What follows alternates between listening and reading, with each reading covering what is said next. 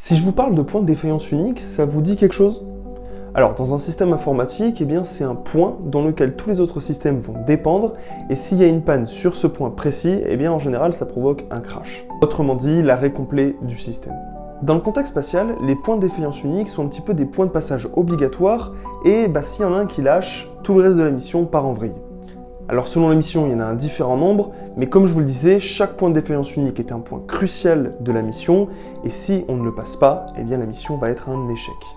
Par exemple, pour vous donner un ordre de grandeur, pour atterrir sur Mars, il y a environ 80 et 90 points de défaillance unique à passer. Et on peut aller encore bien plus loin. Pour le déploiement du célèbre télescope spatial James Webb, il y avait 344 points de défaillance unique. Pour un satellite qui était à plusieurs milliers de kilomètres de la Terre, donc sur lequel on avait finalement très peu de contrôle. Et pour vous dire, le déploiement du télescope James Webb avait plus de points de défaillance unique que les missions Apollo et notamment Apollo 11.